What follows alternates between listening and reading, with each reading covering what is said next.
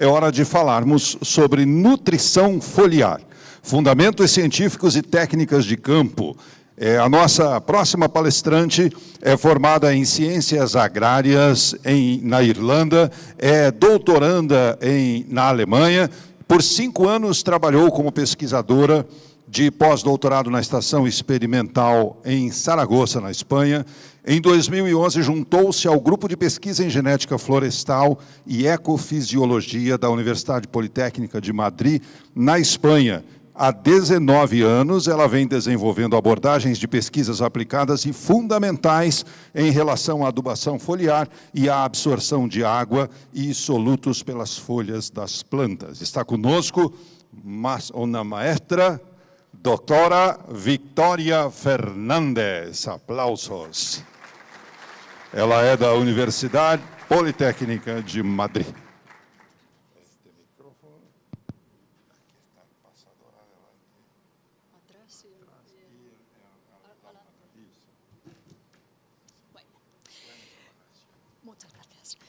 Buenas tardes. Lo primero, a todos, sí. Siento no poder falar portugués, pero es un idioma que me gosto muito, sí.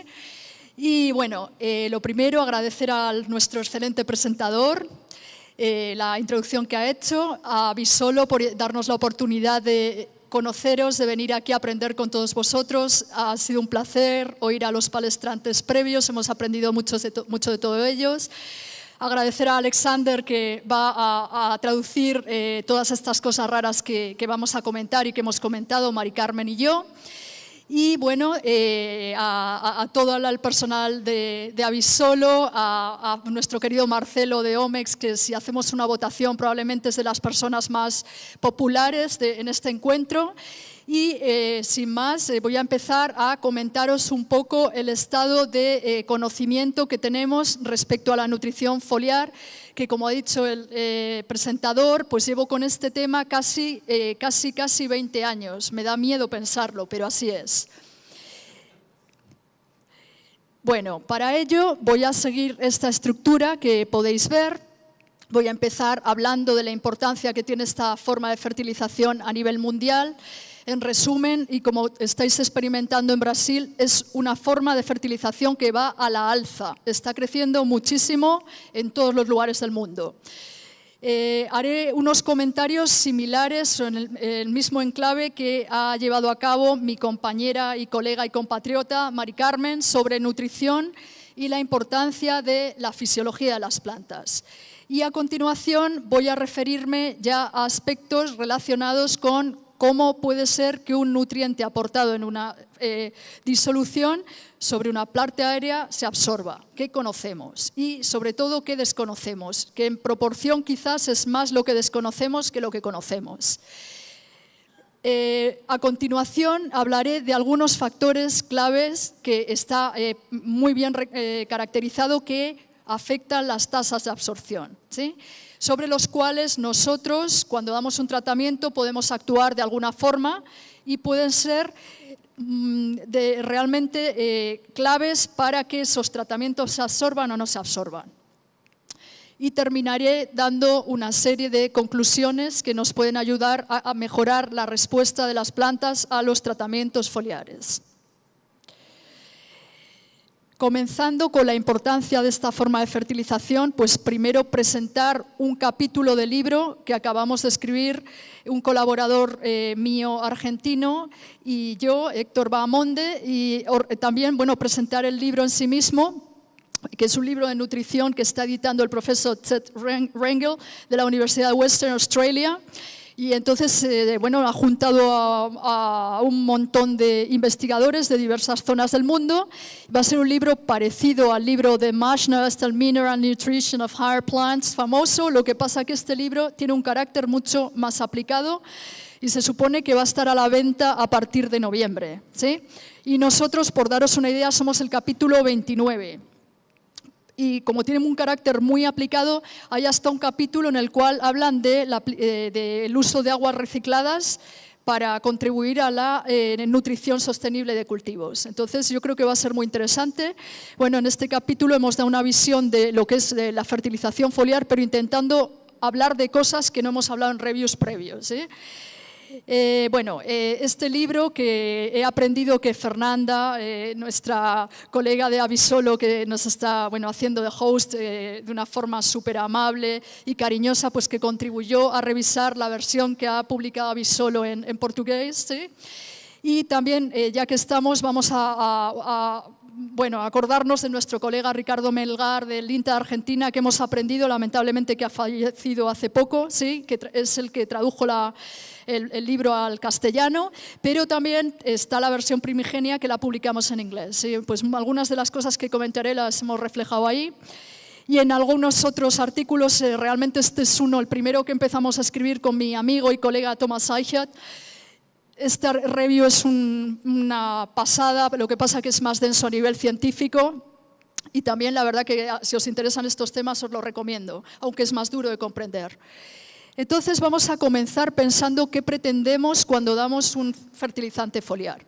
Por un lado tenemos que tener alguna forma de nutrientes, pueden estar, como pongo por ejemplo en la diapositiva, en forma sólida, o podemos tener una botella, por ejemplo con una suspensión, ¿sí? O una disolución concentrada. Pues esta forma de nutrientes, o en forma sólida o en forma líquida, la vamos a mezclar con agua en cierta proporción y realmente de lo que preparamos la mayor parte va a ser agua. En general pues puede ser hasta un 95-98% de lo que aplicamos es agua con una proporción X de nutriente, de materia activa. Además, como voy a comentar después, puede que añadamos unos productos químicos adicionales llamados adyuvantes y estos tipos de productos químicos nos pueden ayudar, por ejemplo, a mejorar la tasa de penetración foliar. ¿Sí? Todo esto pues lo vamos a agitar, sobre todo si preparamos una suspensión nos conviene agitarlo bastante bien y lo vamos a aplicar con algún método, por ejemplo, un sprayer convencional o un aplicador electrostático, pues vamos a pulverizar esta disolución o esta suspensión sobre las hojas de la planta y nuestro deseo sería que la planta lo absorba, la parte aérea. ¿Sí? Entonces, no parece muy complicado todo este proceso, pero espero persuadiros de que sí lo es. Es complicado que esos nutrientes penetren a través de un fruto o una hoja, porque vamos a ver que se pueden dar bastante tipo de fenómenos, sobre todo interacciones físico-químicas entre ese líquido, esa hoja, etcétera, que pueden hacer que el contacto, por ejemplo, de esa gota y esa materia activa sea limitado y entonces haya bajas tasas de absorción. Entonces vamos a hablar de todos estos procesos a lo largo de estos minutos. La relevancia de esta forma de fertilización pues es grande y durante los últimos años ha crecido un montón y supongo que cuando seamos capaces de comprender mejor todos los mecanismos que están relacionados, pues va a tener mayor desarrollo todavía. No vengo aquí a persuadiros de dejar de dar tratamientos a la raíz, ¿sí? Y aplicar todos los nutrientes por vía foliar, no creo que eso sea el objetivo, sino que más bien utilizar esta forma de fertilización como herramienta complementaria para el uso racional de fertilizantes. Yo creo que esa es la clave del éxito.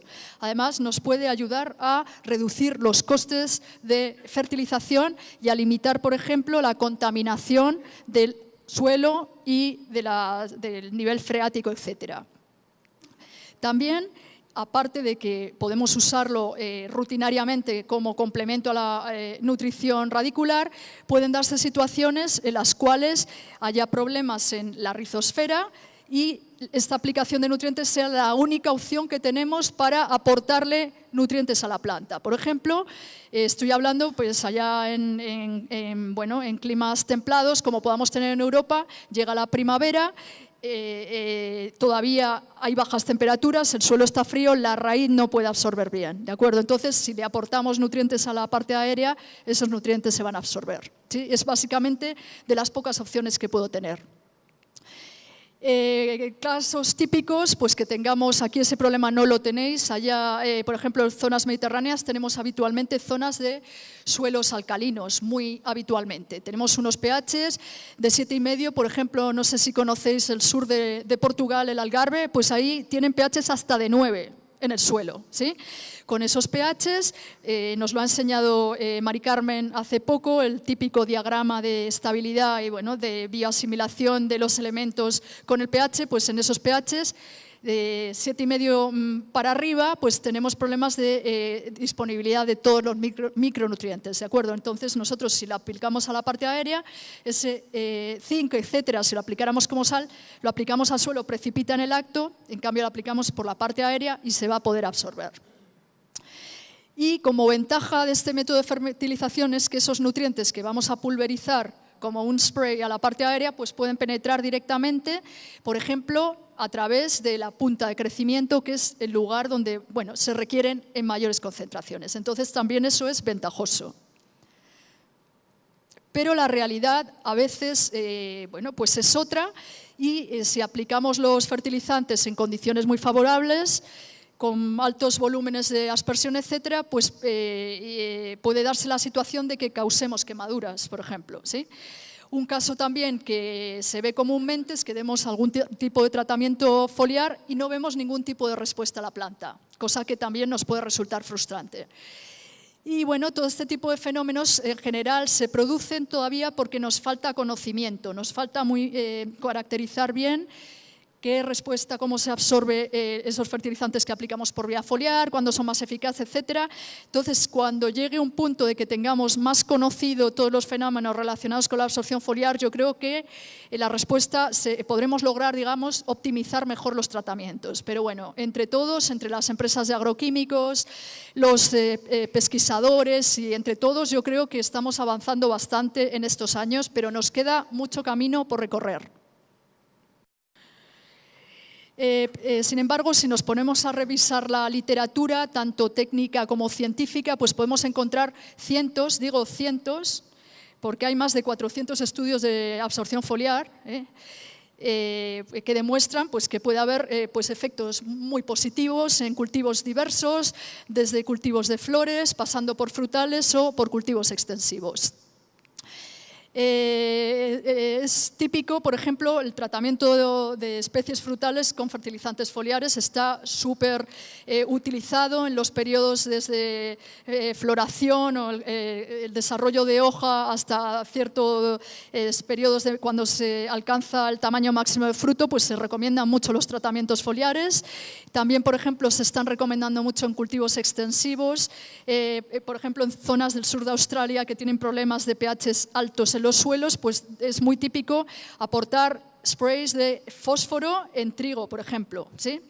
Y me consta también en caña de azúcar se está aportando muchos tratamientos foliares. Entonces, en general, pues en momentos de gran demanda de nutrientes, pues es recomendable dar un tratamiento foliar. Y hay cientos de estudios que avalan el uso de tratamientos foliares. ¿Qué elemento puedo aplicar? Cualquiera de la tabla periódica.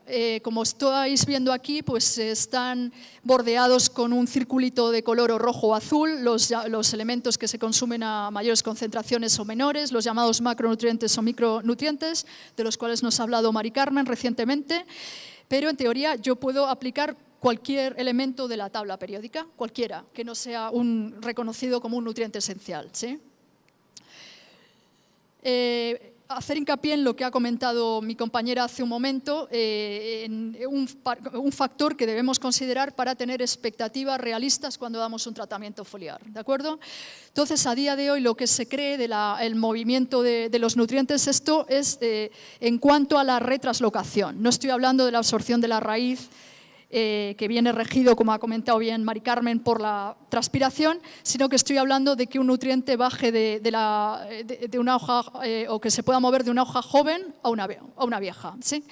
Entonces, con todos los estudios de nutrición que se llevan desarrollando durante bastante más de, bueno, casi 200 años, pues se han catalogado para diferentes especies. Estos son una comprensión general del comportamiento de los nutrientes, pero va a haber diferencias en cuanto al estado fenológico, qué especie es, qué variedad, etcétera. Pero en general, pues se considera que estos macronutrientes que vemos acá se pueden mover bien, potasio, nitrógeno, azufre, magnesio, fósforo y cloro. El boro, ya sabéis, supongo que estáis familiarizados con el tema de que si las plantas llevan azúcares, alcohol en el floema, pueden mover bien el boro.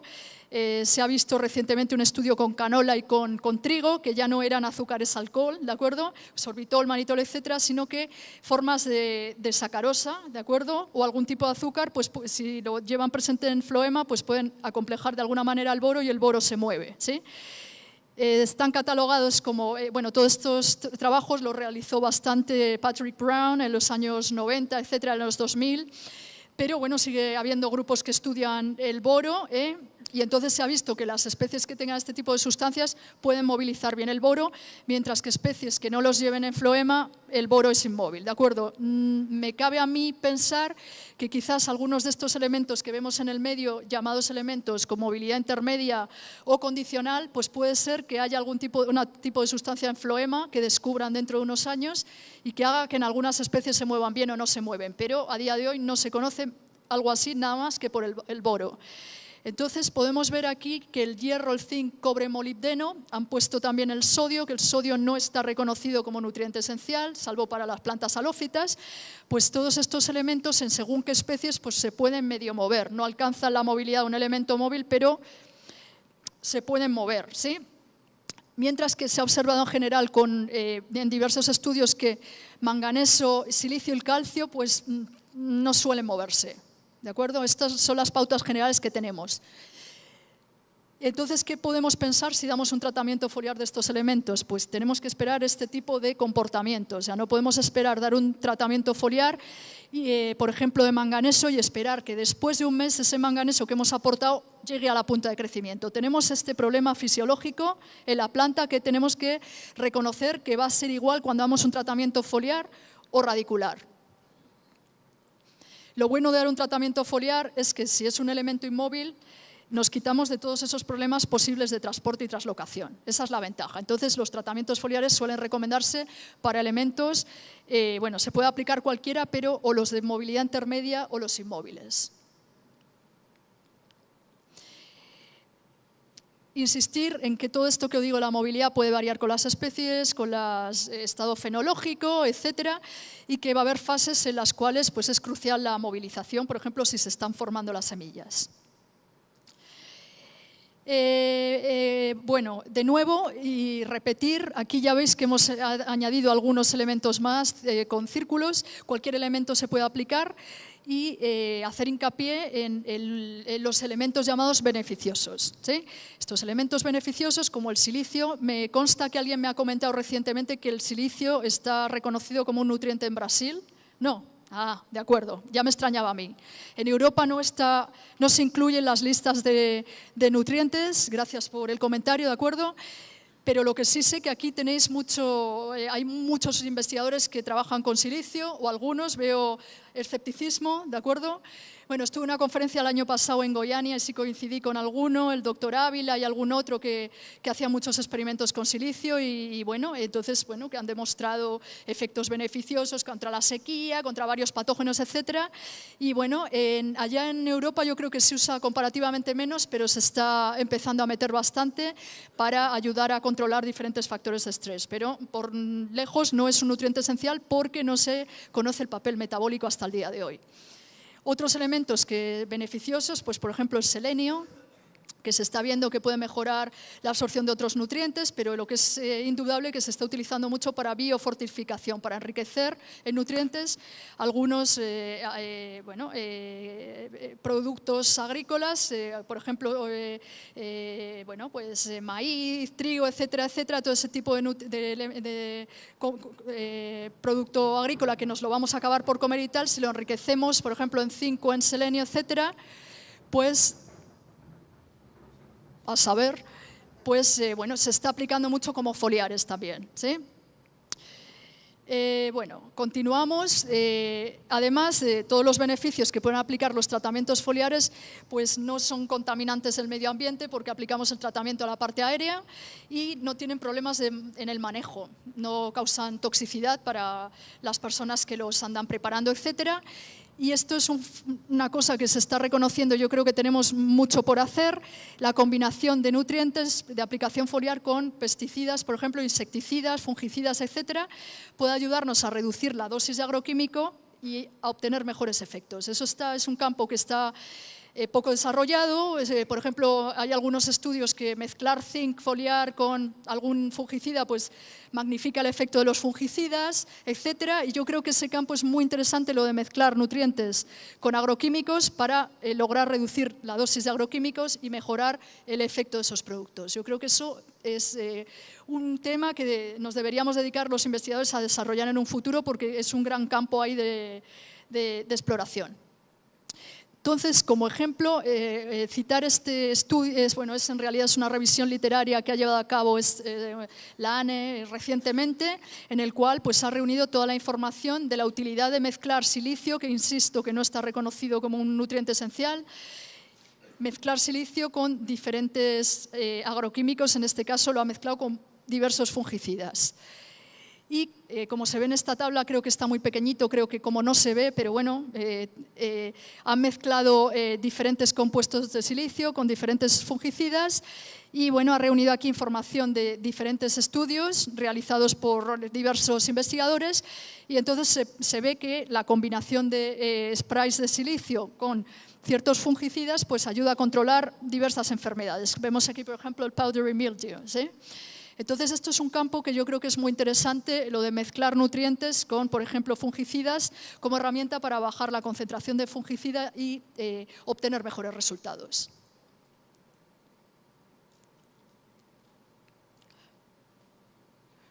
Ya está la foto. Bueno, vamos a proseguir hablando ahora un poco de la relación entre fertilización foliar y fenología y el estado fisiológico del cultivo. Mi compañera acaba de hablar de esto, de la importancia de las fases de desarrollo de un cultivo, etcétera, y también pues, lo tenemos que considerar cuando vamos a dar un tratamiento. Insistir, como muchos ponentes que han hablado en estos días, en la importancia de la fotosíntesis para que las plantas desarrollen todos los productos químicos que tienen, ¿de acuerdo? Entonces, aquí vemos la ecuación simplificada. Las plantas son lo que se dicen organismos autótrofos, con el CO2 del aire, con agua, evidentemente con la luz y una gran cantidad de elementos reconocidos como nutrientes, pues ellas son capaces de generar azúcares, aquí vemos, y a partir de los azúcares ellas sintetizan aminoácidos, proteínas, ácidos grasos, etcétera. Todo a partir de los azúcares. Son una verdadera fábrica las plantas de productos químicos. Y entonces a nosotros como cultivadores nos conviene que esa fábrica funcione bien, que haya un área foliar adecuada, ¿de acuerdo? Que se sinteticen azúcares y de esta manera nos aseguramos que lleguen a producir frutos o que desarrollen grano, etcétera, ¿sí? Entonces tenemos que mantener un área foliar adecuada y si lo que nos interesa es, por ejemplo, recolectar el grano o el fruto, pues tenemos que mantener un equilibrio entre cuántas hojas permitimos que haya y que se genere flores y frutos, ¿de acuerdo? Tenemos que mantener un equilibrio en el crecimiento. Entonces, aquí un ejemplo, se marchó, aquí, ok, la famosa caña de azúcar, que es un cultivo muy importante en este país. Entonces, es un cultivo que tiene un tiempo de desarrollo de varios meses y pasa por varias fases. Al inicio, pues, me invitaron recientemente a Guatemala en enero, ¿sí? Y tuve ocasión de enfrentarme a esta cosecha que en Europa es rara de ver, no cultivamos mucha caña en realidad, ¿sí? Entonces tuve la ocasión de ver cómo era una planta de caña recién plantada, ¿sí? Y pude comprobar que las hojas de esa caña pues eran unas hojas repelentes al agua, tenían unas propiedades completamente diferentes que unas hojas en estos estadios más desarrollados, ¿de acuerdo? Entonces, además de cómo van a ser las hojas, cosa que a mí me va a interesar conocer cuando dé un tratamiento foliar, ¿de acuerdo?, pues va a tener, como bien ha dicho Mari Carmen, pues una demanda de nutrientes diferente a lo largo de todas esas fases de desarrollo y además esas plantas en el campo van a estar sometidas a estrés, sequía o inundación o muchísima irradiación. Allá en Guatemala pues parece ser tenían muchos problemas de alta irradiación, ¿sí? Entonces, va a haber una serie de interacciones entre la fisiología de la planta en cada estado fenológico y las condiciones ambientales. Y en cada fase pues, va a tener diferentes necesidades de consumo de nutrientes. Entonces, la escena es bastante compleja. En general, ¿cuándo podemos recomendar dar un tratamiento foliar? Pues, número 1, si tenemos, como decía, un problema en el suelo que hace que la raíz no pueda absorber bien esos nutrientes. Y el típico caso que decía, pues por ejemplo, tener un pH muy alto. Aquí sé que tenéis problemas contrarios, tenéis pHs muy ácidos, por ejemplo, en el Mato Grosso. Y ahí tenéis, como bueno, decía ayer algún ponente, problemas de exceso de aluminio, etcétera, y problemas de pues, disponibilidad de otros nutrientes. Cada zona del mundo tenemos nuestros problemas y entonces, pues en esas condiciones, pues puede ser interesante aportar foliarmente los nutrientes que no van a estar disponibles, por ejemplo, un pH muy ácido, ¿sí? O en nuestro caso, en el Mediterráneo, pH muy alto. La forma típica de recomendación de un nutriente por vía foliar era siempre cuando veíamos síntomas de carencia en las hojas, ¿sí? Estamos comprobando últimamente que cuando ya vemos síntomas en las hojas, cuando damos un fertilizante foliar, la hoja va a absorber peor que si está sana, ¿de acuerdo? Entonces, la eficacia de esas pulverizaciones, si vemos síntomas, puede ser menor que si la hoja está siempre sana. Estamos tendiendo a reconocer que es mejor siempre mantener las plantas bien nutridas a lo largo de todo el estadio de desarrollo. Pero la recomendación tradicional de los foliares era cuando veíamos síntomas en las hojas. Y la gran ocasión de aportar nutrientes por vía foliar es en momentos en los cuales la planta no es capaz de absorber todos los nutrientes que necesita para su desarrollo, ¿sí? Yo creo que esta es la gran recomendación que podemos hacer, el dar tratamientos foliares cuando la planta tiene un gran desarrollo vegetativo, reproductivo, etcétera. Entonces la raíz no da abasto en absorber nutrientes. Entonces, si le damos un tratamiento foliar, la vamos a ayudar a que pueda desarrollarse mejor. Probablemente podremos añadir a este listado algún otro tipo de recomendación adicional en un futuro cuando conozcamos mejor cómo es el mecanismo de absorción, etcétera, y asimilación de esos nutrientes por vía foliar. Aquí voy a poner unos ejemplos. Es un artículo que hemos publicado de divulgación recientemente con un colega de la Universidad Politécnica, de la Facultad de Agricultura, Rubén Moratiel se llama, pero bueno, en general esto lo he extraído del libro que escribimos con Patrick y Tomás Sotiropoulos. Entonces, son ejemplos de cuándo conviene dar un tratamiento foliar. Por ejemplo, si tenemos una situación en la cual la raíz no puede absorber todos los nutrientes que necesita la planta. Por ejemplo, hay sequía, la planta, pues, si no hay agua, no, como acaba de decir Mari Carmen, pues no puede absorber, etcétera. O si la planta está en un periodo ya acercándose a la senescencia, la raíz tampoco va a funcionar bien.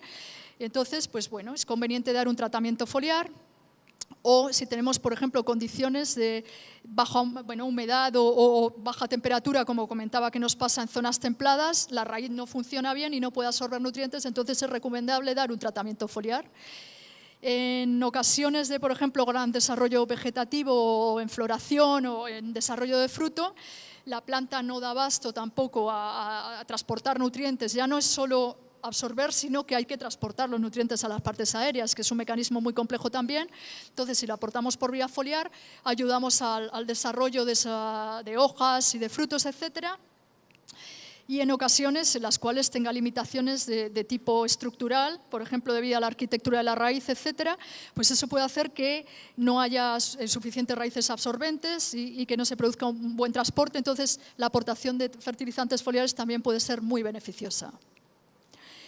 Ups, esto tiene su propia vida, perdón. Bien, entonces ahora vamos a hablar ya de lo que sabemos de la absorción y qué podemos hacer para mejorar ese proceso. Entonces, lo primero, insistir y repetir, la absorción, igual que la absorción radicular que nos habla ahora Mari Carmen, se da cuando tengo una disolución. Hay absorción cuando hay un líquido, cuando no hay líquido se acaba.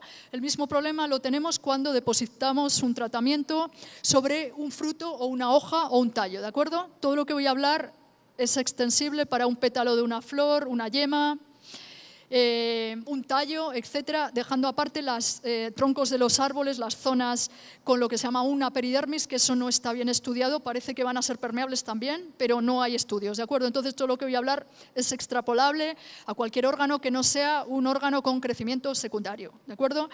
Entonces, aplico un tratamiento, aplico un líquido, ese nutriente puede ir en suspensión, puede ir en disolución. Cuando esa gota se seca, se acaba el proceso de penetración, ¿de acuerdo? Entonces, ¿qué ocurre? Que nos interesa que el proceso de secado tarde lo más posible, porque cuando hay un líquido, cuando hay una gota, el nutriente puede penetrar. Cuando esa gota se seca, se acaba la penetración. Pero lo que tenemos que considerar también, en zonas, yo creo que aquí se produce condensación por la noche, ¿verdad? Se alcanza el punto de rocío, se rehumedecen los cuerpos vegetales, etcétera, y entonces se produce una condensación de agua, se va a rehidratar el depósito, ¿de acuerdo? La gota va a volverse a formar una suspensión o disolución y va a volver a haber un proceso de penetración. Entonces, no solo el momento cuando aplicamos, sino que cuando aplicamos, miramos las previsiones del tiempo y vemos que no va a llover en 5 días, ¿de acuerdo? Entonces, en esos 5 días puede volver a haber penetración por las noches, ¿de acuerdo? Pero cuando se seca el depósito, se acaba la penetración.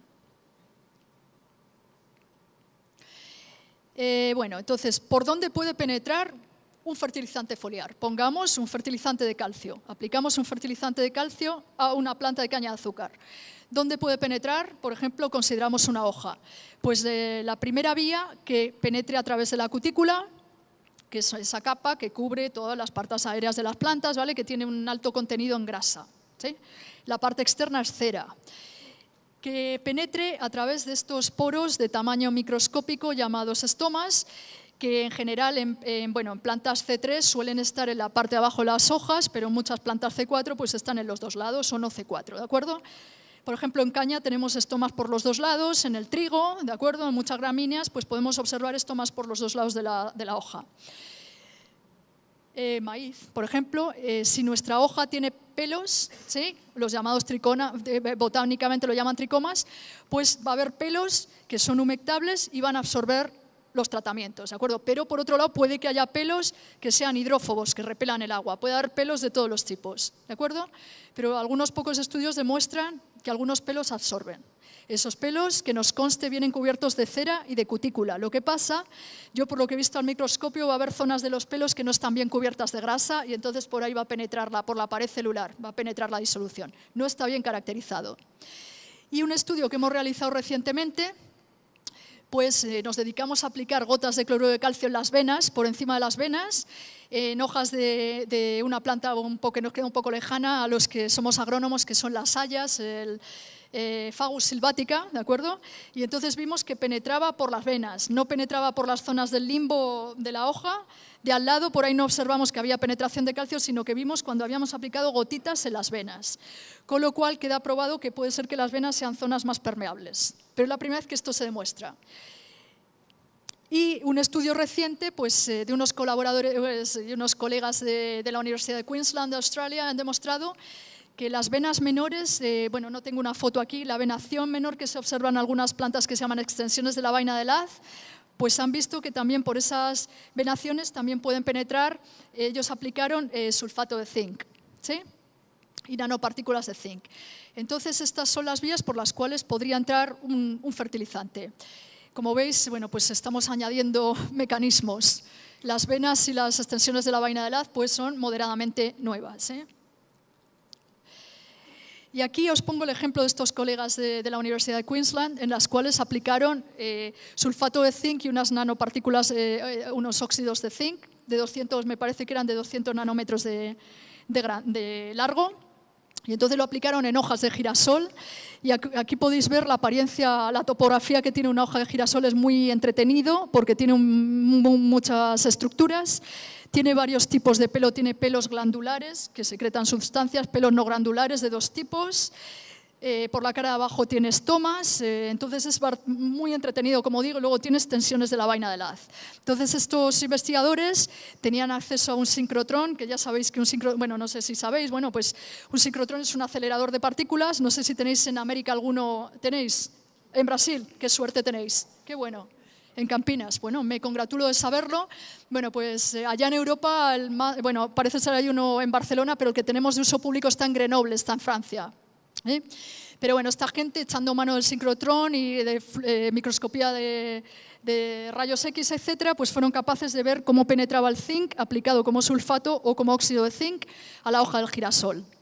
Y entonces, pues mirad, estas son las famosas extensiones de la vaina del atlas, ¿veis? Que son un tipo de estructura anatómica pues, que va de lado a lado, cruza la hoja y divide la hoja en aerolos. Muchas hojas son lo que se llama heterobáricas y tienen el mesófilo dividido en compartimentos con estas extensiones. Entonces, el señor que describió estas extensiones de la vaina del atlas es un tal Wiley del 1950 y ya propuso que esta estructura nos iba a permitir el transporte de agua y nutrientes de forma vertical y horizontal en las hojas. Y tenía razón, y estos australianos lo acaban de demostrar, ¿sí? Entonces, ¿qué vieron los australianos? Pues aplicando unas gotas de sulfato de zinc o óxido de zinc, vieron que penetraban a través de estos pelos, de estos. ¿Veis que hay otro tipo de pelo, esto que parecen bacterias? Pues son pelos glandulares, ¿de acuerdo? Y había otro tipo de pelo no glandular, pues han visto que los que absorbían el zinc eran estos. Este tipo de pelos. Y luego comprobaron que ese zinc se transporta a través de la extensión de la vaina del haz de forma horizontal y vertical. Entonces, se concluye que para hoja del girasol no vieron que había absorción por los estomas, que lo que contribuye a la absorción de ese fertilizante de zinc eran los pelos no glandulares. ¿Qué os vengo a decir? Que lamentablemente cada hoja que trabajemos, cada especie, en unas puede que sean los estomas lo que más contribuyen, en unos los pelos no glandulares, en otros los pelos glandulares, otro la cutícula, etc. O sea, esto es un verdadero jaleo, ¿sí? Un lío. Entonces, puede variar el mecanismo de absorción predominante con la especie, con la variedad, incluso con la edad. Sin comentarios. Entonces, voy a hablar ahora ya un poco más a detalle de qué se sabe de cómo penetra el agua y los solutos, ¿de acuerdo? Soluto, estoy intentando hablar de sustancias que se ionizan, ¿de acuerdo? Que tienen más carga polar que polar. Pero también voy a hablar un poco de sustancias que sean más bien apolares. Yo en estos últimos años, los últimos 7 años, vengo trabajando con un físico de membranas. Me he tenido que estudiar la termodinámica, la físico-química de todo esto, pero no quiero volveros locos, ¿de acuerdo? Pero tenemos que llevar esto al campo de la termodinámica para intentar entender algo. Entonces voy a hacer una simplificación muy burda para poderos transmitir un poco cómo creemos que se transporta. Creemos, porque no está bien demostrado, como vais a comprobar, las sustancias. Entonces, simplemente de toda esta clasificación, que la empezó a hacer un investigador, llamado Jörg Schönherr, era un investigador IES que no ha muerto, sigue vivo, que era de la Universidad de Hannover, que hizo el máster en la Universidad de Michigan en los años 70 y ya de paso, ya que estaba allí, se quedó a hacer el doctorado y entró en el grupo de investigación de un profesor que era un croata, Martin Bukovac, que empezó a desarrollar mucho el tema de la penetración foliar. Ya había un antecedente, un alemán, el profesor Wittberg. Entonces había varios investigadores que con la guerra mundial se fueron a Norteamérica, unos se fueron a Davis y otros se fueron a Michigan y empezaron con todo este tema, pero este tema ya venía de Alemania de anterior, ¿sí? Entonces voy a comentar un poco cómo organizaron esto y mucho, en concreto esta forma de organización, la penetración cuticular, la ha desarrollado todo el profesor Schönherr. Bueno, por un lado vamos a hablar de la cutícula. Nos acordamos que he mostrado antes una foto era una superficie más bien plana y he dicho que el material es la pared celular externa de los órganos, pues ese material, esa pared se llama cutícula y se ha comprobado que tiene bastante componente de grasas. Nuestros estudios en los últimos años nos hemos dedicado a deshacer la cutícula a alguna especie modelo, entonces hemos comprobado que quitándole las ceras y quitando la cutina, que es un polímero de ácidos grasos de 16 o 18 carbonos con algún grupo hidroxilo, pues vimos que quitando la grasa debajo, esto había que verlo, no basta con un análisis químico, tenemos que mirar la estructura, entonces lo cortamos con un microtomo, ultramicrotomo, y lo miramos con un microscopio electrónico de transmisión, y entonces vimos que quitando la grasa quedaba debajo una pared celular. Igual que una pared cualquiera, ¿de acuerdo? Pues hemos comprobado que debajo de la cutícula había, quitando la grasa, una pared celular, lo cual significa, pared celular significa polisacáridos, celulosa, pectina, hemicelulosa, y todos esos compuestos son muy polares y tienen buena interacción con el agua, ¿de acuerdo? Entonces, a efectos, vamos a tener un material con polisacáridos y en la parte más externa, hacia el exterior, va a haber ceras metidas por dentro, ácidos grasos esterificados, es la llamada cutina, y en el alto vamos a tener una capa de ceras epicuticulares, se llaman, ¿de acuerdo? Entonces, ¿qué ocurre si nosotros echamos aquí una gota de una sustancia más bien apolar? Por ejemplo, un aceite, ¿sí?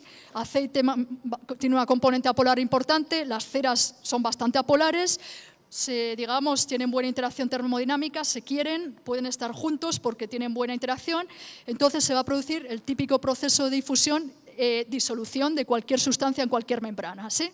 Porque hay buena interacción termodinámica, ¿sí? ¿Quién tiene buena interacción termodinámica con la cera y las grasas de la cutícula? Los insecticidas suelen tener unas componentes apolares enormes, fungicidas, bueno, todo este tipo de productos agroquímicos, insecticidas, son muy apolares, entonces tienen mucha afinidad por la cera y por la cutina, con lo cual van a tener mucha persistencia, ¿sí? Tienen facilidad para penetrar. Este es el camino fácil, pero no tan fácil porque los estudios desarrollados por el profesor Schönherr y sus doctorandos, que ahora bueno, quedan algunos que son profesores en Alemania, y uno en Würzburg, otro en Bonn, ¿sí? Y bueno, y hay otro también que es el director de I+D de Clariant, una enorme empresa de surfactantes, Peter Bau. Entonces, todos los estudios de estos investigadores demostraron que no era tan fácil, aunque sean sustancias apolares, hay límites en cuanto al tamaño de las moléculas, unos límites bastante importantes.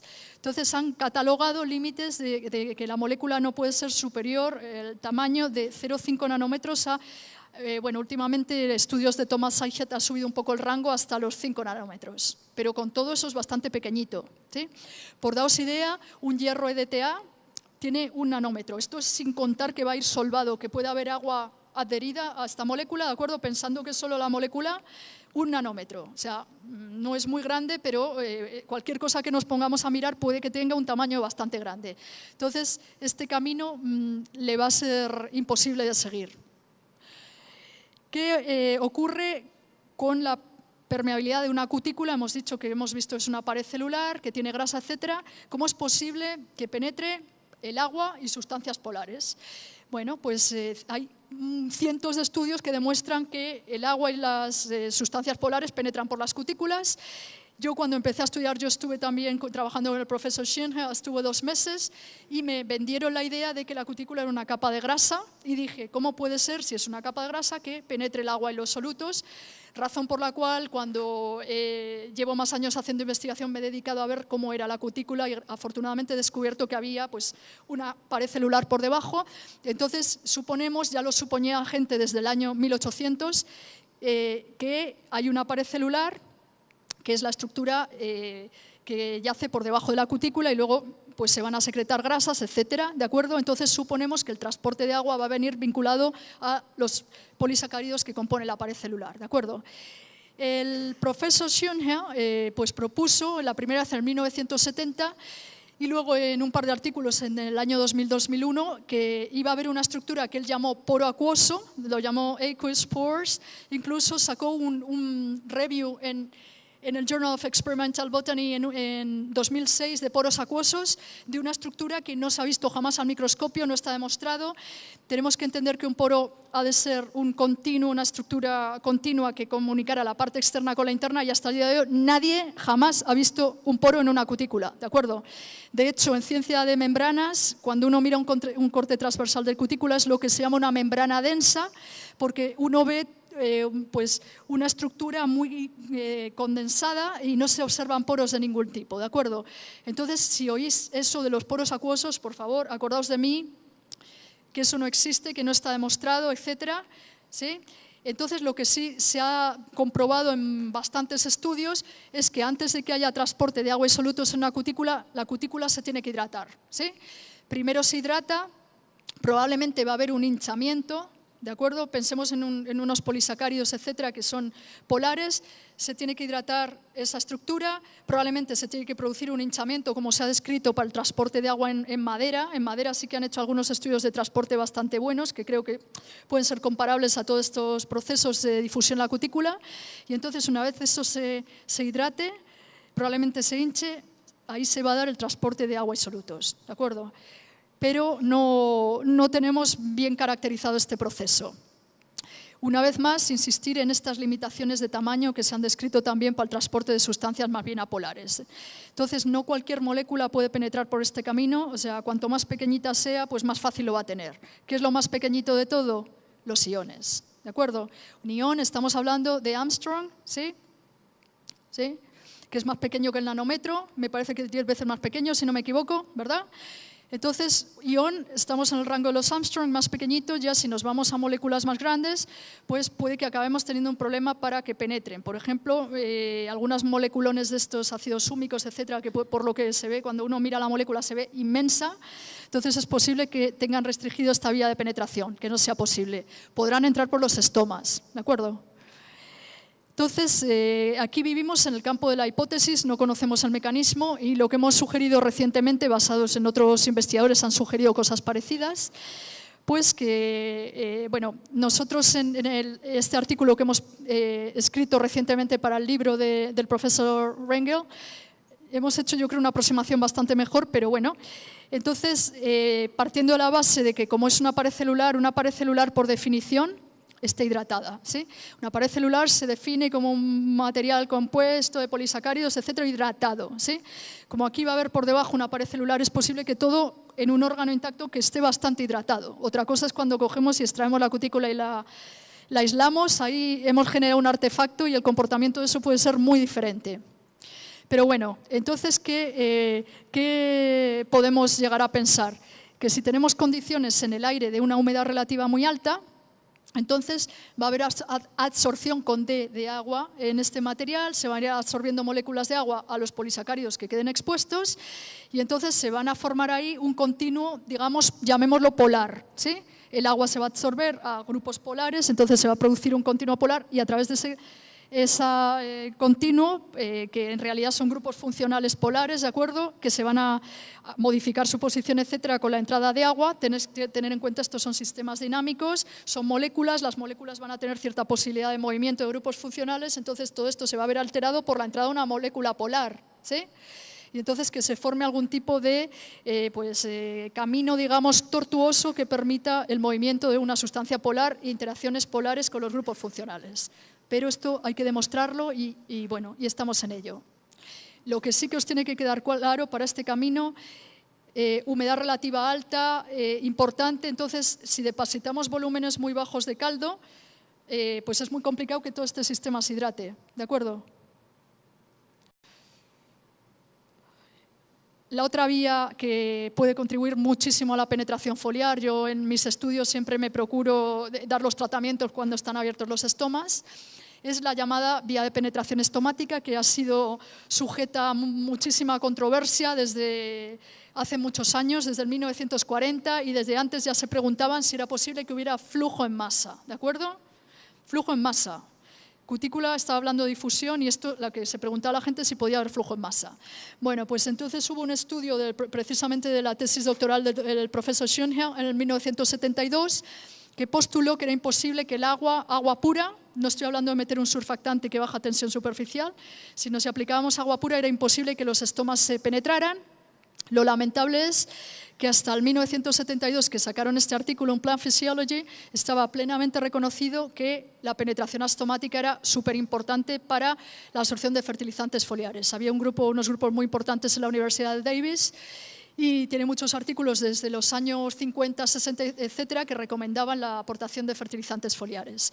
Entonces, desde que Schoenherr y Bukovac sacaron este estudio en el 70, se abandonó por completo el estudio de la penetración estomática hasta que el valiente de Thomas Eichert de la Universidad de Bonn volvió con el tema, no con poca dificultad, por cierto, ¿sí? Se convirtió en un tabú todo esto. Entonces, los estudios realizados por Tom y sus colaboradores fueron capaces de demostrar que las disoluciones podrían penetrar por un estoma. Entonces, yo creo que esto, estoy hablando de agua pura, si nosotros añadimos un agente tensoactivo, un surfactante que nos cambie la tensión superficial del agua, entonces cualquier disolución, si está el estoma abierto, puede penetrar, ¿de acuerdo? Pero además, los estudios de Tom han demostrado que si aplicamos en algunas especies, esto yo creo que va a variar mucho con la topografía y la composición química del estoma, ¿de acuerdo? Entonces, en algunas especies han aplicado agua pura con sales y han visto que penetra la sustancia, ¿de acuerdo? Pero si añadimos surfactantes, todos los estomas pueden penetrar. Es más, si añadimos surfactantes que bajen mucho la tensión superficial, pensamos en el grupo de los órganos siliconados, el Silhouette, el Breakthrough y todos estos surfactantes nos la bajan por debajo de 30, 24, etc. Y ahí, yo no sé si habéis hecho esta experiencia, uno ve que se ponen transparentes zonas de las hojas y eso es porque se produce flujo en masa en los estomas, ¿de acuerdo? Pero los estudios que ha hecho Tom con agua pura y con algunas especies, por ejemplo, lo ha visto comprobado con allium, ¿sí? Con el puerro, con café, hoja de café, etcétera, echando una sal con agua pura, ¿de acuerdo? O a otro tipo de sustancias, pues ha visto que penetraba el estómago, pero por las medidas que ha hecho, lo que ha podido deducir es que no es un proceso de flujo en masa, sino que se forma una capa de agua en lo que sería el poro del estómago y entonces entra en esa capa, el nutriente. Y el último estudio, 2008, nadie ha vuelto a sacar nada, o sea que no tenemos ni idea. Y esto está estudiado con 2 especies, ¿de acuerdo? Pero lo que sí hay, muchísimos estudios aplicados que demuestran que pueden penetrar mucho fertilizante foliar si damos los tratamientos cuando están abiertos los estomas. El cómo todavía no lo tenemos muy claro, ¿sí? Entonces ahora vamos a hablar de algunos factores que nosotros podemos elegir o mejorar para que la planta responda mejor a los tratamientos.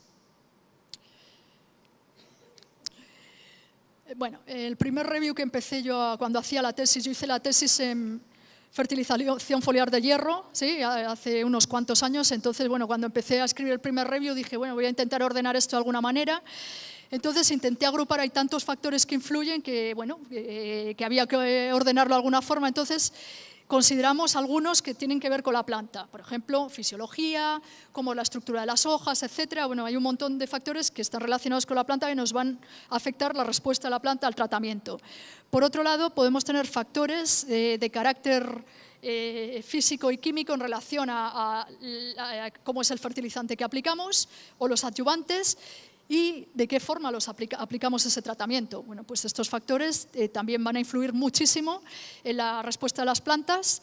Y por último, un factor crucial, ¿de acuerdo?, es en qué condiciones ambientales elegimos dar el tratamiento. Con luz, con 40 grados, 25 grados, humedad relativa 90%, 20%, etcétera. Eso lo podemos elegir. Miramos bueno, pues la predicción meteorológica y podemos elegir en qué día y a qué hora queremos dar el tratamiento, ¿de acuerdo? Y eso, como vais a ver, pues es muy importante considerarlo. Bueno, comenzando con la planta, que es lo que cultivamos, etcétera, estudios realizados desde por lo menos los años 70. En Inglaterra empezaron a hacer estudios de microscopía electrónica de barrido, de cómo eran las superficies de las hojas, y entonces ya por aquel entonces dijeron que iba a haber una relación en cómo era la estructura de la hoja y la respuesta de la planta a un tratamiento, sea un insecticida o lo que fuera, ¿de acuerdo? Entonces, pues existen bastantes estudios que muestran la topografía de la hoja, el comportamiento, la interacción con un fertilizante foliar, de esos ya hay menos.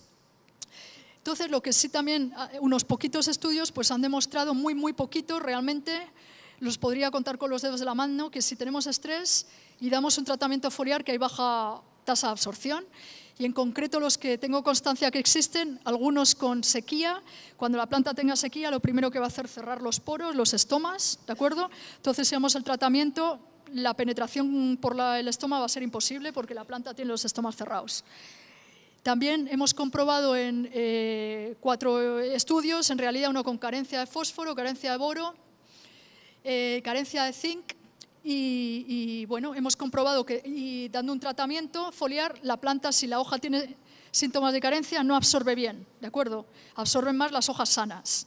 Entonces, la eficacia del tratamiento de esas hojas con síntomas de carencia pues es menor comparada con una hoja sana. Entonces, está muy reconocido que, bueno, pues que la apertura estomática, si están abiertos los estomas, va a haber más penetración foliar, etcétera. Pero otro tipo de factores pues no están bien catalogados.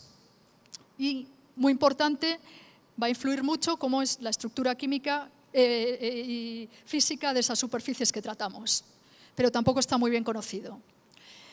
Entonces, lo primero que tenemos que considerar, si damos un tratamiento foliar de bioestimulantes o de lo que fuera, ¿de acuerdo?, o de fertilizante, esas gotas se van a depositar sobre las hojas de alguna manera, van a adquirir cierta forma, y una vez esa gota se deposita, va a haber una interacción del líquido, ¿de acuerdo? Si la gota hace una bola, muy poquita interacción, solo en el punto de donde está depositada esa esfera.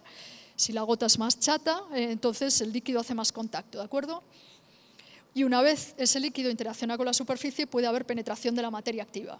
Entonces yo, para intentar dividir estos procesos, porque esto es muy complicado, pues me estoy centrando en, primero, catalogar cómo interacciona la gota con la superficie y, en segundo lugar, cómo penetra esa materia activa a través de la superficie. Son fenómenos que los podemos separar.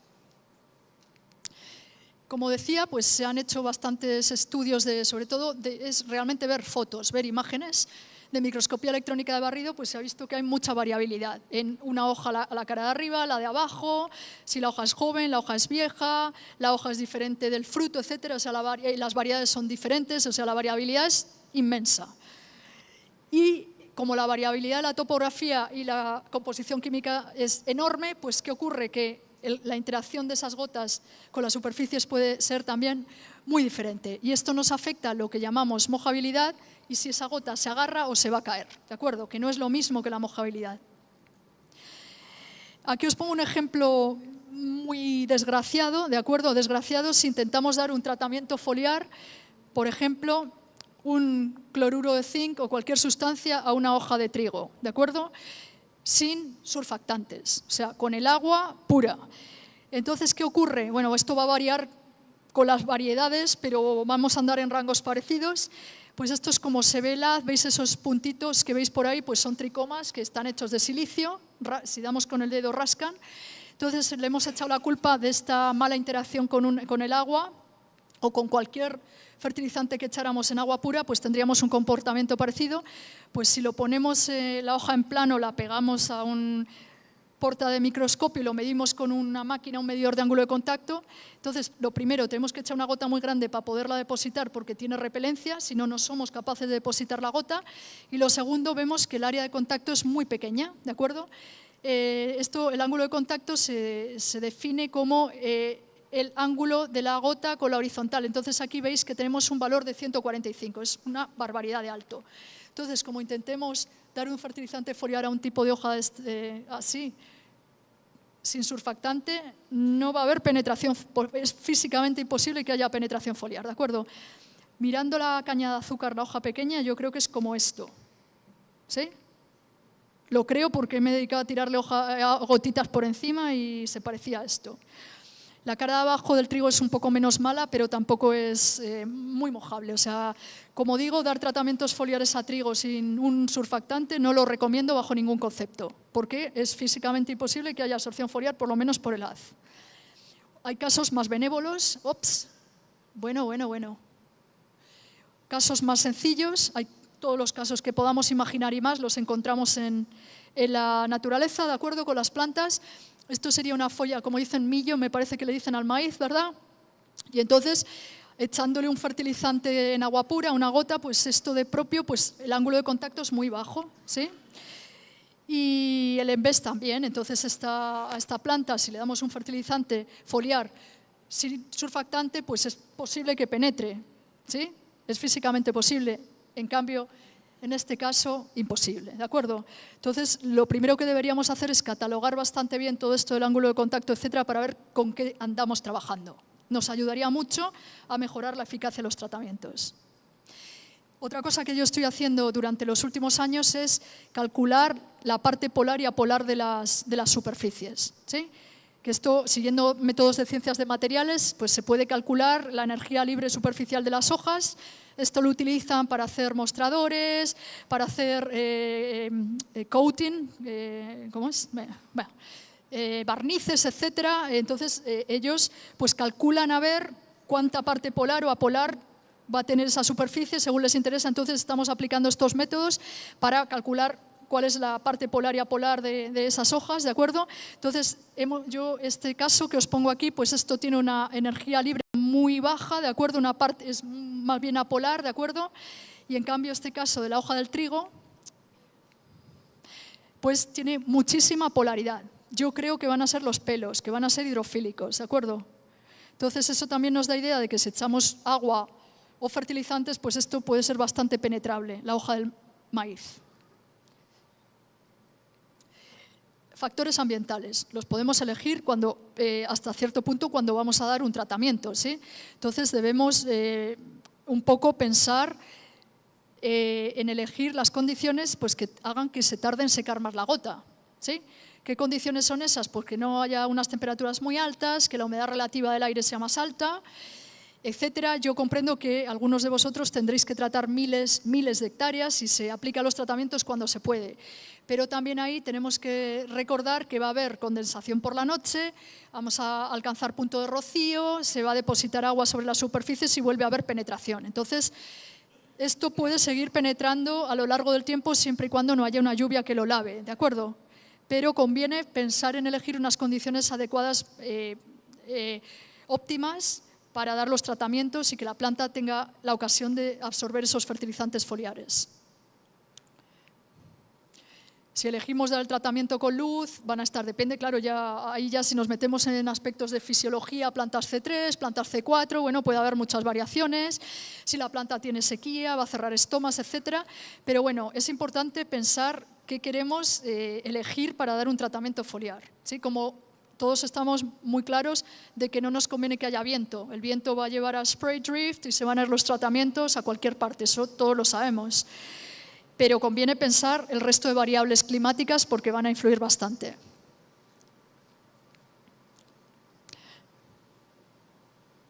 All right. Algunos factores más que hemos considerado, sobre todo en este capítulo, realmente nos hemos comido bastante la cabeza. Serían, por ejemplo, el efecto de la temperatura y la humedad relativa, tanto en la planta como en el producto químico que aplicamos. Entonces, la humedad relativa, como digo, pues si es alta y la sustancia que aplicamos tiene capacidad de atrapar la humedad relativa, pues demora el tiempo de secado. Y eso es bueno porque hay más ocasión de que penetre la sustancia. Acordaos de lo que hemos hablado, de lo que pensamos del sistema de transporte en cutícula. Se tiene que hidratar la cutícula y luego se produce el transporte de agua y solutos. Entonces, si la humedad relativa es alta, se va a hidratar lo que es la pared celular y eso parece ser que facilita el transporte, ¿sí? También es beneficioso. Entonces, por la noche, si hay punto de rocío y hay condensación, etcétera, pues eso también va a facilitar el transporte en la cutícula. Esta humedad relativa va a afectar una propiedad química del fertilizante, de la cual voy a hablar brevemente después, llamado punto de licuescencia, ¿vale? Y un factor que está descrito en muchos estudios de fisiología muy buenos, por ejemplo, con caña hay unos estudios maravillosos. Gracias. Entonces se ha visto que el aire seco, lo que se llama el déficit de presión de vapor, pues eso hace que la planta cierre estomas también. O sea, ya no es solo que no haya agua en la raíz, sino que el aire esté muy seco, ¿sí? Ese aire muy seco, pues puede, aunque la planta tenga mucha agua en la raíz, esté bien hidratada y todo eso, puede causar que los estomas se cierren, ¿sí? Respecto a la temperatura, pues el efecto en cuanto a la penetración foliar no está muy bien catalogado. Pero bueno, sí que se ha visto, pero temperaturas muy altas, por encima de 38 grados, parece ser que pueden cambiar las propiedades de la cutícula.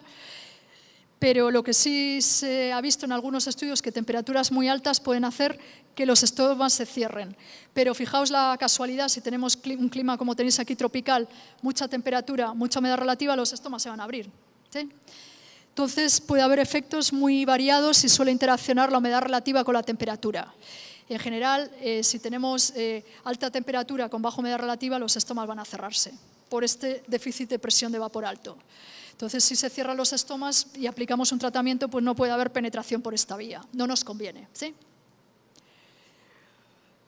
Bueno, entonces ya unas palabras sobre el producto químico que aplicamos, sobre las hojas, ¿sí? En nuestro caso, un fertilizante foliar. Entonces, va a tener ciertas propiedades. Si lo aplicamos como agua pura, pues la tensión superficial del agua, sabéis que es una propiedad física de este líquido y que de propio es muy alta. Estamos hablando de 73 mililitros por metro a 20 grados, ¿sí? Por culpa de esta alta tensión superficial, pues esto hace que poros pequeños no se puedan infiltrar o que los insectos puedan caminar por encima de una capa de agua, ¿de acuerdo? Entonces, esa propiedad pues a nosotros nos trae problemas en cuanto a la interacción de las gotas de cualquier cosa que apliquemos en agua pura, ¿vale? Que os conste que solo la adición de agentes tensoactivos o surfactantes cambia la tensión superficial del agua, ¿vale? Si aplicamos una sal o algún otro tipo de compuestos químicos puede variar, pero 1 o 3 milínewton por metro, no puede bajar 40 milínewton por metro, como pasa, por ejemplo, aplicando un surfactante, ¿de acuerdo? Bueno, entonces puede haber diversos productos químicos que podemos añadir a la formulación y estos productos pues, puede hacer, por ejemplo, que la materia activa penetre más rápido o que cambie la forma de la gota. Y estos productos se llaman adyuvantes. Evidentemente, la forma por la cual aplicamos los tratamientos también influye, pero en general, una vez aplicamos un líquido, al fin y al cabo va a haber una interacción termodinámica del líquido con la superficie y eso es lo que va a afectar, ¿sí?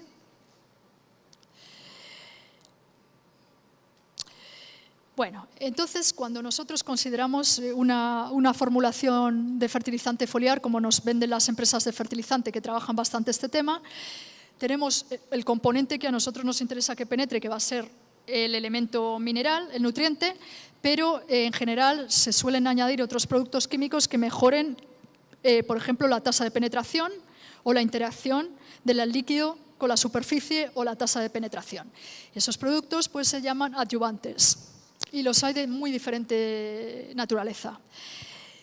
Tan diferente que bueno, componen un grupo muy heterogéneo que aporta diversas propiedades. Por ejemplo, pueden bajar el pH, un acidificador, o pueden ayudar a que se pegue la disolución. Lo que llaman, bueno, yo no sé si tenéis, en español no tenemos traducción, lo dicen sticker, ¿sí? Hace que el líquido se pegue. En general, cualquier adyuvante que sube la viscosidad es un sticker, ¿sí? Bueno, entonces, ¿qué ocurre? Que bueno, pues se pueden añadir muchos productos químicos y en las etiquetas comerciales pues algunas empresas ponen cualquier cosa, cualquier nombre. Por ejemplo, es un penetrante. ¿Qué es un penetrante? Me pregunto yo a nivel físico-químico, ¿sí? ¿Qué es un activador? ¿Qué es un activador? No lo sabe nadie, ¿de acuerdo? Entonces es un poco complicado el hecho de que no hay ningún tipo de regulación, por lo menos en Europa, y debería haberla, porque esto es engañoso totalmente, ¿de acuerdo? Los nombres que vemos en las etiquetas de los productos aplicados por vía foliar pues son verdaderamente fascinantes, ¿sí? Casi pertenecen al campo de la ciencia ficción y yo creo que tendría que haber un poco de control, ¿ya? Pero bueno, hay algún tipo de productos químicos que todos los podemos relacionar con propiedades físico-químicas, como un acidificador que baja el pH o un surfactante que va a bajar la tensión superficial, ¿de acuerdo? Entonces voy a mencionar unas poquitas propiedades de esa formulación de fertilizante que son importantes, tanto a nivel de la materia activa que meto, de fertilizante, como de los adyuvantes. Entonces, bueno, pues hay muchísimas propiedades físicas, como en cualquier sustancia, que son importantes. El peso molecular está directamente relacionado con el tamaño, ya he dicho que puede ser un problema para la penetración cuticular. Qué capacidad tiene de absorción de agua esa sustancia, es lo que se llama el punto de licuescencia, es soluble o es una suspensión, etcétera. Entonces, otro factor que ha comentado brevemente Mari Carmen, pero que es muy importante considerar cuando aplicamos elementos que tienen mala estabilidad, bueno, que son muy propensos a cambios en su potencial redox, ¿de acuerdo? Pues esto puede ser un problema si los aplicamos como sal, ¿de acuerdo? Y también estos elementos en general que me estoy refiriendo a los micronutrientes, zinc, manganeso, etcétera, son muy propensos, cambian de estado de valencia por culpa del oxígeno o por culpa de que haya sustancias oxidantes o reductoras en el medio, etcétera, ¿de acuerdo? O por culpa del pH. Entonces, estos elementos, si los aplicamos tal cual, pues puede ser complicado porque pueden precipitar con facilidad. Y en esos casos, pues puede ser beneficioso agarrarlos con algún tipo de sustancia orgánica, acomplejarlos si la unión es floja o quelatarlos si esa unión es más fuerte, ¿de acuerdo? Entonces voy a decir unas pocas palabras de esto. Peso molecular relacionado con el tamaño molecular directamente, ¿sí? Entonces, como he dicho, se han establecido pues, unos límites de tamaño muy pequeñitos. Pensemos, por ejemplo, en distancias entre los componentes de la cutícula, ¿de acuerdo? Porque ya digo que poros no ha visto nadie. Entonces, esos límites pueden ir de 0,5 nanómetros a, pongámonos, a 5. Los estudios de TOM, entonces, si estamos metiendo una molécula de 10 nanómetros, o como os decía, estos investigadores de Australia que habían metido óxidos de zinc de 200 nanómetros, pues 200 nanómetros por ahí no pueden pasar, ¿de acuerdo? Podrán pasar por el estoma. El estoma, pongámonos que tenga, por ejemplo, de 10 micras, 10 elevado a menos 6, a 30, ¿de acuerdo? Es un hueco enorme y no tiene ningún problema para la penetración pues, de óxidos, carbonatos y todo lo demás, ¿de acuerdo? Pero la vía de la cutícula pues, está muy limitada en cuanto al tamaño, ¿sí? La solubilidad, es conveniente aplicar sales o aplicar sustancias insolubles. Pues bueno, esto es una propiedad un poco controvertida. Lo que todos tenemos claro es que si el elemento es soluble, se va a ionizar, volvemos al tamaño, ¿verdad? Volvemos a un ion, el ion está en un rango de Armstrong, es un tamaño pequeñito, entonces puede que difunda mejor por la cutícula, ¿de acuerdo? Pero lo que sí es cierto es que no hay muchos estudios de aplicación de nanopartículas. Ahora es la época de la nanotecnología, han descubierto la nanotecnología, no hay más nanotecnología que un ion, ¿de acuerdo? Pero ahora, hablando en serio, sí que hay algunos estudios que demuestran la penetración foliar de óxidos, carbonatos, etcétera. Lo que sí se ve que penetran más despacio, porque se tiene que liberar el ion, ¿de acuerdo? Tiene que haber algún tipo de reacción química que libera el ion y penetran. Y hay varios estudios que demuestran que penetran. También yo solo tengo constancia de 4 que demuestran la penetración estomática de partículas de carbonatos, etcétera, demuestran que penetran, ¿de acuerdo? Y si echa uno un surfactante bueno, pues sí que demuestran que estas partículas penetran. Y en el apoplasto, todos sabemos, tenemos un pH más ácido y entonces esto puede favorecer la solubilización, por ejemplo, de carbonatos de calcio, etcétera, ¿sí? Pero que si las sustancias son pequeñitas, lo tienen más fácil para penetrar por la cutícula. Y esto está relacionado con la solubilidad. Bueno, a ver, entonces aquí, lo he dicho ya varias veces, yo si me preguntáis qué adyuvante creo que es el más importante aplicar, un surfactante, ¿sí? Lo primero un surfactante y luego otras cosas. Porque tenemos el problema de que aplicamos agua y el agua pues, tiene esa propiedad debido a la cohesión de las moléculas de agua, ¿sí? Que es muy elevada, que es una tensión superficial muy alta, ¿sí? Entonces, ¿qué ocurre? Si tenemos una superficie con mucha rugosidad y todas las superficies vienen cubiertas de cera, que es apolar, entonces podemos acabar, como el caso del trigo, de que se hace una esfera que va a hacerse una bola, va a rebotar en la hoja y va a caer. Entonces, no es posible la penetración foliar. En cambio, si nosotros añadimos un surfactante, cambiamos esa tensión, esos 73 milínewton por un net que lo bajamos a 30, y entonces esa gota va a mojar, va a poder depositarse en la hoja del trigo, ¿sí? Y es posible que haya penetración foliar a través de la cutícula, los estomas, etc. Entonces, es más que recomendable que siempre, siempre, siempre añadamos un surfactante a la formulación para evitarnos problemas. Acordaos del caso de la hoja de trigo, que era más benévolo, la hoja de trigo era mojable por el agua, ¿de acuerdo? Ahí hay menos problemas. Entonces, si aplicamos una sal, pues bueno, puede ser que penetre, pero como trabajemos con, por ejemplo, yo creo la hoja de caña de una planta pequeña o un trigo o una col, es imposible que haya penetración foliar, pero si aplicamos un surfactante sí que es posible. Y ya para terminar, hablar de este factor. Yo creo que, no sé si es tan importante, bueno, sí, aquí sí que tenéis zonas muy, muy secas. Yo estoy en el Mato Grosso, que hace mucho calor, por ejemplo, ¿verdad? Y entonces sí que es importante que las formulaciones que apliquemos lleven algún producto químico que demore el secado. Por ejemplo, yo he colaborado con Omex, hemos hecho algún proyecto juntos y sí que nos hemos estado volviendo locos para desarrollar una formulación que secará más tarde. Pero muchas empresas también lo trabajan y yo cuando juego en el laboratorio y hago formulaciones también intento añadir productos químicos que demoren el secado. ¿Qué productos químicos son esos? Bueno, pues esos productos químicos son sustancias que se denominan humectantes, ¿de acuerdo? Y tienen la capacidad de atrapar el agua del ambiente. Son sustancias que a fin de cuentas son higroscópicas, ¿de acuerdo? Tienen capacidad de la humedad relativa del aire de atrapar ese agua y entonces mantenerla. Y entonces, bueno, básicamente el punto de licuescencia es una propiedad física de cualquier sal que nos delimita por encima de esa humedad relativa del aire, el agua, la sal toma mucha agua, ¿no? Y se convierte en un líquido, ¿sí? Entonces, sustancias que tengan este valor bajito, un 33 tiene, por ahora os enseño una tabla, aquí, por ejemplo, aquí.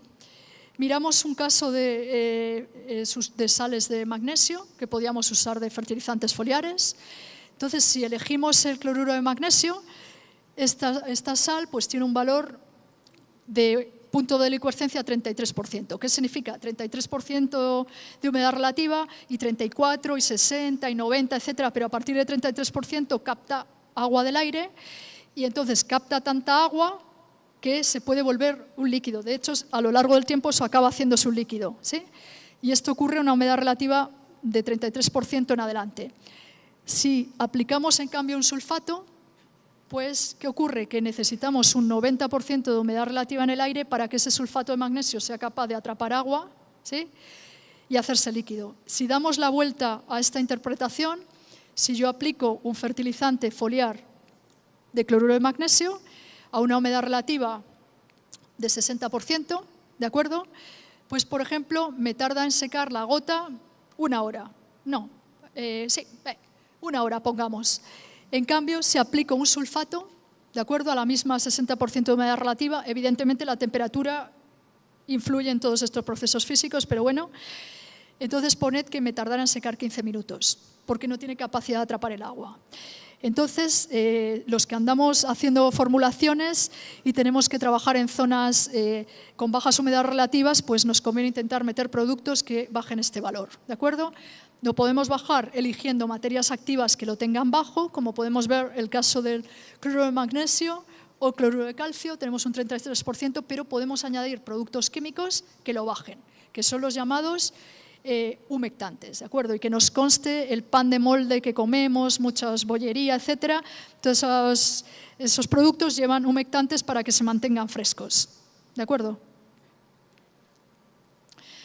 Entonces, ya para terminar, espero haberos convencido de que es posible mejorar la respuesta de las plantas a los tratamientos, si nos pensamos bien el contexto, que si tratamos plantas con estrés, en general, como digo, se ha descrito para estrés hídrico y para carencias nutricionales, esas hojas son menos permeables. Lo primero que van a soler hacer las plantas si tienen un problema es cerrar los estomas, entonces no va a haber penetración estomática.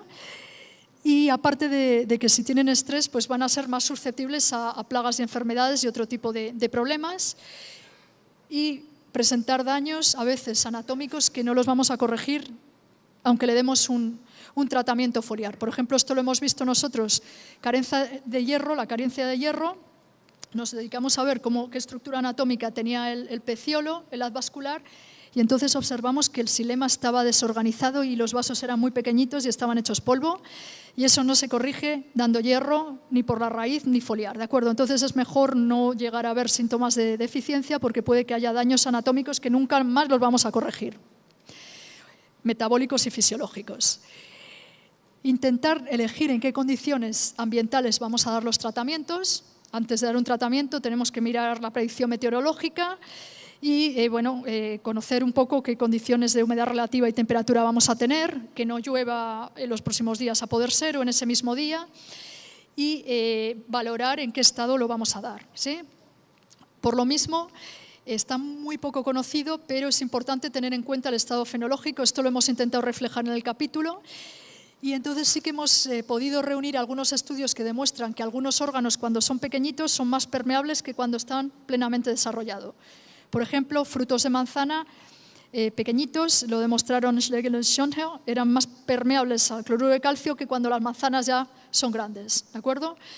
Y casos parecidos se han descrito para otros cultivos, por ejemplo, para que os hagáis idea, para laranja, como decís, para naranjos, árboles de naranjo recomiendan tratamientos foliares con 2/3 de expansión foliar. No con la hoja plenamente expandida, sino que cuando la hoja todavía está en expansión.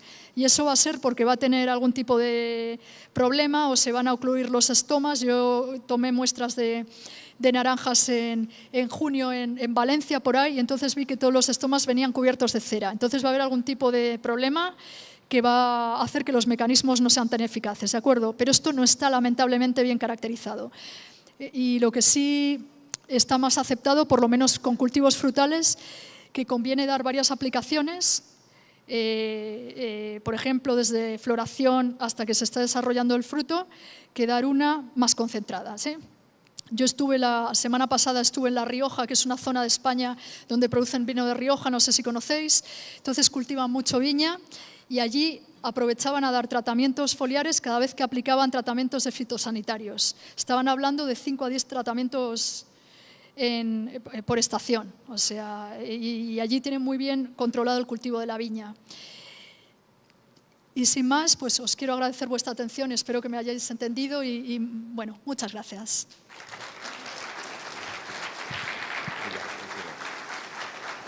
Muchas gracias, maestra.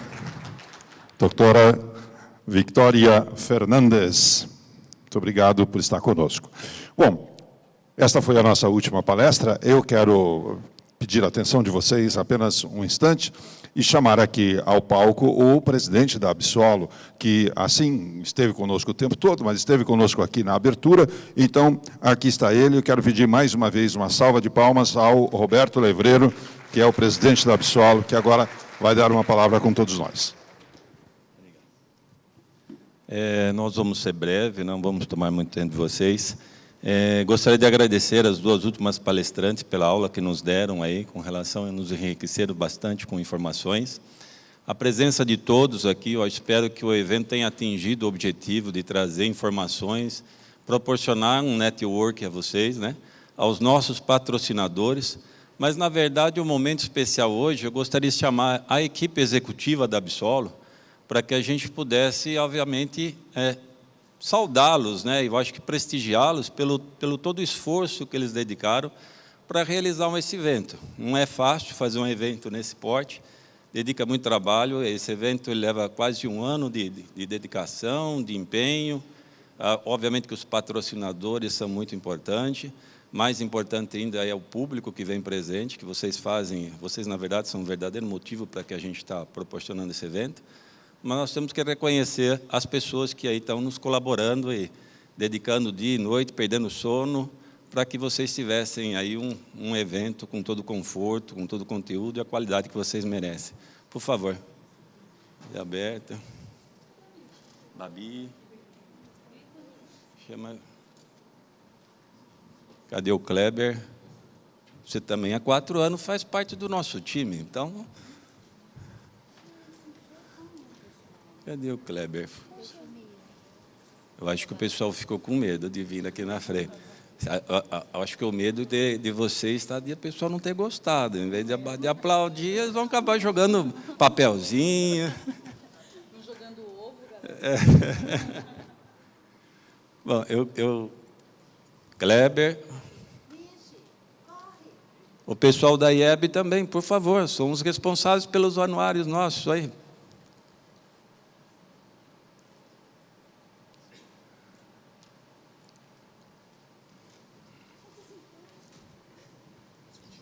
Mais para lá, por favor. Chega mais para lá.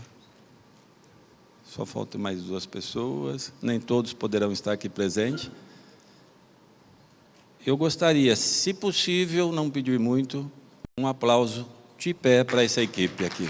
Muito obrigado pela presença de todos. Sem eles, nós não teríamos esse evento com o conforto que nós tivemos. Muito obrigado. Tenham todos um bom retorno e, se Deus quiser, até 2021.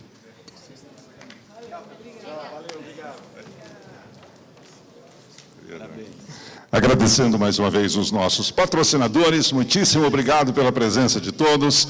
Até o próximo Fórum Absolo, que será o 9º Fórum Internacional e Exposição Absolo. Bom retorno às suas casas, aos seus estados, às suas cidades e também aos seus países. Obrigado a todos, boa noite.